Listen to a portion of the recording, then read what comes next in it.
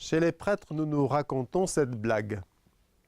Un jour, au cours d'une réunion de doyennés, un des curés présents expose son gros problème à ses confrères. Dans une des églises dont il a la charge, il n'arrive pas à se débarrasser des chauves-souris qui ont envahi les charpentes de l'église et du clocher.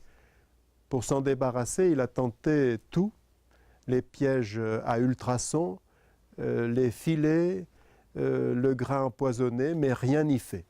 Une petite chauve-souris, c'est mignon, et puis ça attrape les insectes, donc c'est très bien.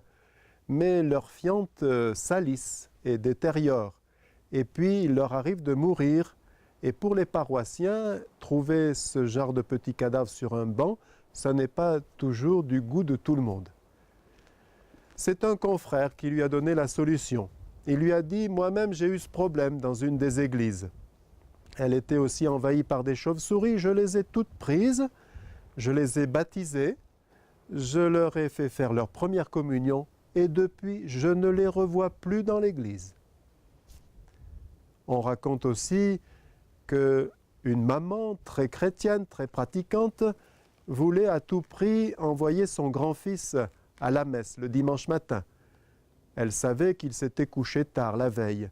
Alors elle n'est pas montée trop tôt à sa chambre pour le réveiller, mais quand est arrivé 9 heures, elle est allée frapper. « Dominique, Dominique, c'est dimanche aujourd'hui, c'est le jour de la messe. » Et comme elle entend un grognement qu'elle interprète comme une approbation, elle redescend et elle lui prépare son petit déjeuner pour que tout aille plus vite.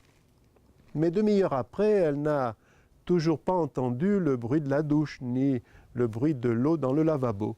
Donc elle remonte, c'est 9h30, et elle lui dit « Dominique, c'est l'heure, la messe est dans 3/4 d'heure, il faut te lever maintenant. » Nouveau grognement. Elle redescend, mais demi-heure plus tard, elle est obligée de constater que la levée de corps n'est toujours pas faite.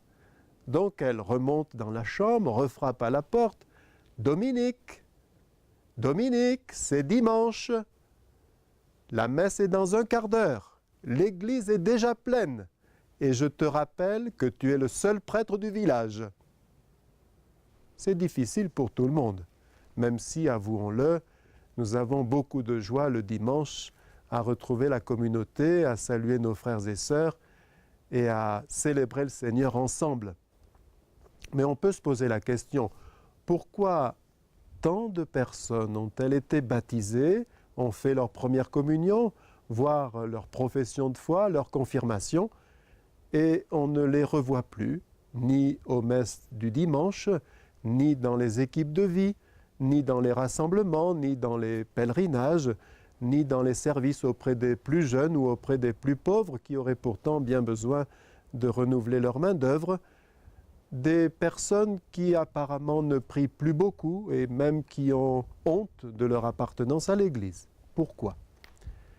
Le cardinal Martini donne un début de réponse dans un de ses livres qui s'appelle « Et moi, je suis avec vous ».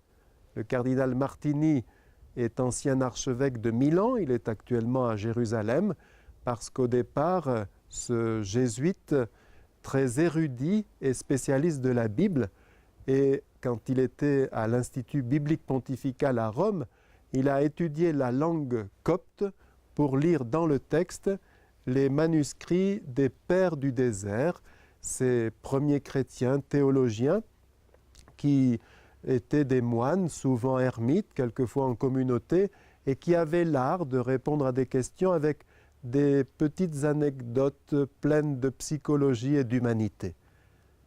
Un jour, un jeune chrétien, va trouver un de ces anachorètes, de ces moines vivant en ermite, ces moines pleins de sagesse qui méditent la parole de Dieu longuement, et le chrétien lui dit « Pourquoi, Père, y a-t-il tant de chrétiens qui commencent avec enthousiasme dans la vie chrétienne et puis qui, au bout d'un moment, abandonnent ?» Et le vieux moine lui répond « Tu sais, il en va comme d'un chien qui court en aboyant après un lièvre. D'autres chiens, le voyant passer et l'entendant aboyer, se mettent à courir après lui. et bientôt il y a toute une meute qui court, qui court, qui court. Mais seul le premier et quelques autres voient le lièvre.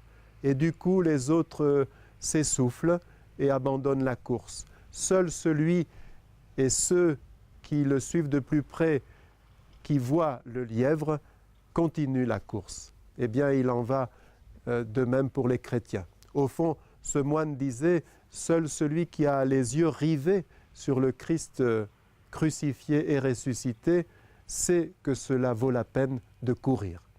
Alors, je conclus par une petite phrase que je trouve pleine d'humour dans la lettre aux Hébreux. Ne désertez pas vos assemblées, comme certains en ont pris l'habitude, mais encouragez-vous les uns les autres.